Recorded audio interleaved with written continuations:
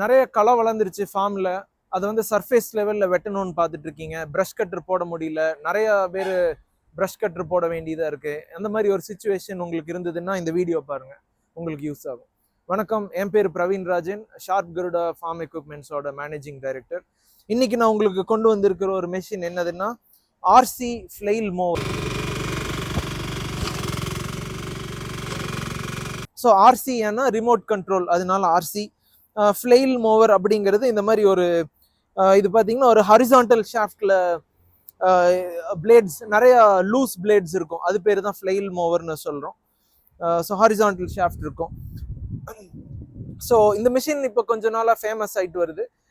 இதில் பார்த்தீங்கன்னா வீல் வச்ச டைப் இருக்குது, ட்ராக் வச்ச மாடலும் இருக்குது. நம்ம கொண்டு வந்திருக்கிறது ட்ராக் வச்ச மாடல், வீல் மாடல் நம்ம கொண்டு வரல. இப்போ இதில் பார்த்தீங்கன்னா some of the basic specifications என்னன்னு ஃபர்ஸ்ட் சொல்லிடுறேன். இதோட கட்டிங் விட்த் வந்து 1 மீட்டர். இந்த மிஷினோட வெயிட் வந்து 344 கிலோ. இந்த என்ஜின் வந்து ஒரு 12 ஹெச்பி ஏர் கூல்டு என்ஜின். ஸோ உங்களுக்கு ஒரு ரிமோட் கண்ட்ரோல் இருக்குது. அதெல்லாம் வைக்கிறதுக்கெல்லாம் இங்கேயே கண்டெய்னர் கம்பார்ட்மெண்ட்ஸ் இருக்குது இந்த மிஷினில். ஸோ இதுதான் உங்களோட ரிமோட் கண்ட்ரோல். இதை யூஸ் பண்ணி தான் இந்த மிஷினை கண்ட்ரோல் பண்ணணும். இதோட கட்டிங் ஹைட் அட்ஜஸ்ட் பண்ணுறதுக்கு இங்கே பின்னாடி ஒரு ஜாக், வீல் ஜாக் ஒன்று ஒரு டைப் இருக்குது. அதுக்கு ஒரு ஸ்பெஷல் ஸ்பேனர் இருக்குது. அதை அட்ஜஸ்ட் பண்ணோம்னா இதோட கட்டிங் ஹைட் வந்து மேலே கீழே இறக்கிக்கலாம். ஸோ இந்த மெஷின் யாருக்காக அப்படிங்கிறத பார்ப்போம். ஸோ இப்போ நம்ம ஒரு பெரிய சைஸ் ஃபார்ம் வச்சுருக்கோம். அரௌண்ட் பெரிய சைஸ் அப்படிங்கிறேன், ஈவன் 5 ஏக்கர் ஃபார்ம்லேயுமே நீங்கள் வந்து இப்போ சில பேர், நிறைய பேர் வந்து இந்த நோட்டில் ஃபார்மிங் அப்படிங்கிறாங்க. அவங்களுக்கு வந்து இந்த உழவு ஓட்டுறது பிடிக்காது, நிலத்தை வந்து திருப்பி போடுறது வந்து அவங்களோட ஐடியாலஜி படி அது தப்பு. ஸோ அப்படிங்கிறவங்க சர்ஃபேஸ் லெவலில் நீங்கள் வந்து ப்ரஷ் கட்டர் யூஸ் பண்ணிட்டு இருக்கிற இடத்துல இந்த மிஷினை யூஸ் பண்ணலாம், வேற எங்கேயும் யூஸ் பண்ண முடியாது. இது வந்து சர்ஃபேஸுக்கு மேலே மட்டும்தான் வெட்டும், சர்ஃபேஸுக்கு அடியில் போகாது. ஸோ இந்த மிஷின் பார்த்தீங்கன்னா எங்கெங்கெல்லாம் யூஸ் பண்ணலாம்னா, இந்த மாதிரி ஒரு 5 ஏக்கர் ஃபார்ம் இருக்குது, நடுவில் கேப் கொஞ்சம் பெருசாக இருக்குது, அந்த ஏரியாலாம் களை வளர்ந்துருக்கு, அதெல்லாம் வெட்டணும் அப்படின்னா அது ப்ரஷ் கட்டரில் பண்ணுற வேலையை இந்த மிஷின் பண்ணிட்டு வந்துடும். அது இல்லைன்னா உங்களுக்கு ரோட் சைடில் ஏதாவது வளர்ந்துருக்கு களை, அது ப்ரஷ் கட்டர் போட்டிருக்காங்க, ரொம்ப நேரம் போட்டிருக்க வேண்டியதாக இருக்குன்னா அது இந்த மிஷின் யூஸ் பண்ணலாம். இதோட ரிமோட் கண்ட்ரோல் ரேஞ்ச் அப்படின்னு பார்த்தீங்கன்னா, அதாவது அவங்க கோட் பண்ணுறது வந்து this will go to about 1/2 கிலோமீட்டருக்கு மேலே இந்த ரேஞ்ச் இருக்குது. இதோட சிக்னல் பவர் வந்து 1/2 கிலோமீட்டர் வரைக்கும் போகுது. பட் 1/2 கிலோமீட்டர் இருந்த ஒன்றும் யூஸ் பெருசாக கிடையாது நமக்கு. நம்ம வந்து நம்மளோட விசிபிலிட்டி பார்த்தீங்கன்னா ஒரு 10-20 மீட்டர்ஸ்க்கு அப்புறமே நமக்கு விசிபிலிட்டி கம்மியாயிரும். இந்த மிஷின் எங்கே போகுதுங்கிறது தெரியாது. அதனால நம்ம கூட நடக்கணும். எப்படியும் நடக்கணும்னா நம்ம ஒரு 10 அடி 15 அடி தள்ளி நின்றுக்கலாம். ஸோ அந்த செடியோட சீட்ஸ் அதெல்லாம் எதுவும் நம்ம மேலே படாது. அந்த மாதிரி ஒரு அட்வான்டேஜ் இருக்கு. பட் நம்ம கூட நடந்துட்டு தான் போகணும் இந்த மிஷினில். அது நம்ம ஒரே பக்கம் நின்று இந்த மிஷின் ஆப்ரேட் பண்ணிட முடியாது. இது ட்ராக் இருக்கிறதுனால எங்கேயும் ஸ்லிப் ஆகாது. இந்த மிஷின் நிறைய டஃப் டெரெயின்லையுமே ஏறி இறங்கிரும். இந்த மிஷின் இந்த வெயிட் ஏன் இருக்குன்னா, இப்போ நான் ஏர்லியராக சொன்ன சில முள்ளு செடி எல்லாமே இது வந்து அடிக்க முடியுது. ஸோ அதுக்கு அந்த வெயிட் இருக்கிறதுனால தான் இதனால் அந்த செடியவே தள்ளி மடித்து வெட்ட முடியுது.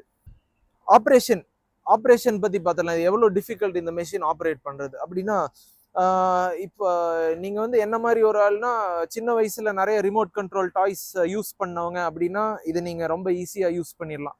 இது எடுத்து உங்களுக்கு ரிமோட் கையில் எடுத்து உங்களுக்கு 5 மினிட்ஸ் கூட ஆகாது இந்த மெஷினோட கம்ஃபர்டபுள் ஆகிறதுக்கு. பட் அந்த மாதிரி ரிமோட் கண்ட்ரோல் மெஷின்ஸ் எதுவும் இது வரைக்கும் யூஸ் பண்ணது இல்லைன்னா இது கொஞ்சம் டைம் ஆகும். இந்த கண்ட்ரோல்ஸ் எப்படி ரெஸ்பாண்ட் பண்ணுது, லெஃப்ட் ரைட் அப் டவுன் அதெல்லாம் எப்படி ரெஸ்பாண்ட் பண்ணுதுங்கிறது அண்டர்ஸ்டாண்ட் பண்ணிக்கிறது கொஞ்சம் டைம் ஆகும். இப்போ மெஷின் உங்களை பார்த்து நின்றுட்டு இருக்குன்னா இந்த லெஃப்ட் ரைட் கண்ட்ரோல்ஸ் எல்லாம் ஆப்போசிட்டாக மாறிடும், ஃபார்வேர்ட் பேக்வேர்டு எல்லாமே ரிவர்ஸ் ஆயிரும். அந்த அண்டர்ஸ்டாண்டிங் நம்ம டெவலப் பண்ணிக்கிறோம். அப்படி இல்லாட்டி மெஷின் உங்களுக்கு கம்ஃபர்டபுளாக இருக்காது. நீங்கள் ஒன்று பண்ணுவீங்க, அது ஒரு மாதிரி பண்ணுற மாதிரி இருக்கும். ஏரியா கவரேஜ் பற்றி பார்த்துடலாம். நாங்கள் ப்ராக்டிக்கலாக யூஸ் பண்ணதில் இந்த மிஷின் வந்து ஒரு 3/4 மணி நேரத்தில் 1/4 ஏக்கர் எடுக்குது. அதாவது நான் சொல்கிறது வந்து பயிர் பண்ணாத நிலம், ஜஸ்ட் பிளெயின் ஃபீல்டு. அப்படி இருந்தால் நிறைய களை இருக்குது, அந்த மாதிரி சில செடியெல்லாம் இருந்தது நாங்கள் யூஸ் பண்ண இடத்துல, அதெல்லாம் எடுக்க வேண்டியது இருந்தால் பார்த்தீங்கன்னா 3/4 மணி நேரத்தில் 1/4 ஏக்கர் தான் கவர் பண்ணும். இந்த மிஷின் எப்படி ஓடுதுன்னு சொல்லிடுறேன். இந்த மிஷினோட பேசிக் ஃபங்க்ஷன், அதாவது எப்படி இந்த மிஷின் ஆப்ரேட் ஆகுது அப்படிங்கிறத சொல்கிறேன். ஸோ இதில் ஒரு 12 ஹெச்பி டீசல் என்ஜின் இருக்குன்னு சொன்னேன். இங்கே பார்த்தீங்கன்னா ஒரு ஆல்டர்னேட்டர் இருக்குது. அந்த ஆல்டர்னேட்டர் வந்து பார்த்தீங்கன்னா உங்களுக்கு கரண்ட் ப்ரொடியூஸ் பண்ணுது. அந்த கரண்ட் வந்து directly use to charge the battery in this machine. அப்புறம் இந்த பேட்டரியிலிருந்து கண்ட்ரோலர் இருக்கு, 2 கண்ட்ரோலர் செப்பரேட்டா இருக்கு. லெஃப்ட் ஒரு மோட்டர், ரைட் ட்ராக்குக்கு ஒரு மோட்டர்னு. அந்த 2 மோட்டர் வந்து செப்பரேட்டா கண்ட்ரோல் பண்ணுது. அதுதான் இந்த ரிமோட் கண்ட்ரோல் வழி.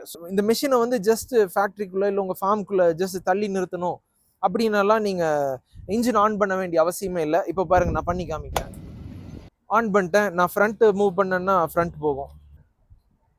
ஃப்ரண்ட் மூவ் பண்றேன், ரிவர்ஸ் ஆன் பண்றேன், ரைட் திருப்புறேன், லெஃப்ட் திருப்புறேன். ஆனால் நான் இன்ஜின் ஆன் பண்ணவே கிடையாது. ஸோ இது வந்து ஒரு ஹைபிரிட் சிஸ்டம் இந்த வெஹிக்கிள். என்ஜின் வந்து டைரக்டா வீல்ஸை டிரைவ் பண்ணாது. என்ஜின் வந்து டைரக்டா வெறும் கட்டிங் ஷாஃப்ட் மட்டும்தான் ரொட்டேட் பண்ணுது. ப்ளஸ் நான் சொன்ன இந்த ஆல்டர்னேட்டர் பவர் பண்ணுது. அதிலிருந்து பவர் பேட்டரிக்கு போய் battery to controller, controller to motor வருது. ஸோ கொஞ்சம் ஹைலி அட்வான்ஸ்டு டெக்னிக் தான் இந்த மெஷின். ஸோ இந்த மெஷின் ஆப்ரேட் ஆகிட்டு இருக்கும்போது பார்த்தீங்கன்னா உங்களுக்கு இந்த எல்லோ லைட் ஒன்று எரியும். Just to safety, for safety reasons, machine ஓடிட்டு இருக்குன்னு தெரிஞ்சுக்கிறதுக்காக இது தெரியும். இந்த பக்கம் பார்த்தீங்கன்னா உங்களுக்கு கிளச் லிவர் இருக்கு. இந்த கிளச் லிவர் வந்து உங்களுக்கு என்ஜின் ஓடும்போது ரோட்டரி, அந்த ஃப்ரண்ட் ரோட்டரி ஷாஃப்டை பவர் பண்ணுறதுக்கு இந்த கிளச் இருக்கு. இங்கே ஒரு ஆண்டனா இருக்கு. இது வந்து உங்களோட ரிமோட் கண்ட்ரோலோட ரிசீவர். அப்புறம் பார்த்தீங்கன்னா இந்த பின்னாடி கம்பார்ட்மெண்ட் டோர் திறந்தீங்கன்னா உள்ளார ஒரு கண்ட்ரோல்ஸ் இருக்கு. இந்த கண்ட்ரோல்ஸில் வந்து நீங்கள் மேனுவலில் போட்டிங்கன்னா இங்கே இருக்கிற ஜாய்ஸ்டிக் வச்சே மிஷினை மூவ் பண்ணிக்கலாம். இது எதுக்குன்னா எகைன் பார்க் பண்ணியிருக்கிற வண்டியை கொஞ்சம் நகர்த்தி நிறுத்தணும் அப்படின்னா அதை யூஸ் பண்ணிக்கலாம். ஸோ இந்த மிஷினை பற்றி உங்களுக்கு மேலும் டீட்டெயில்ஸ் வேணும், இது உங்கள் ஃபார்முக்கு சூட்டபுளாக இருக்குமா இல்லையா அப்படின்னு தெரிஞ்சுக்கணும்னு நினச்சிங்கன்னா கீழே இருக்கிற நம்பருக்கு கால் பண்ணுங்கள். ஒரு எக்ஸிக்யூட்டிவ் உங்களுக்கு ஹெல்ப் பண்ணுவாங்க. தேங்க்யூ.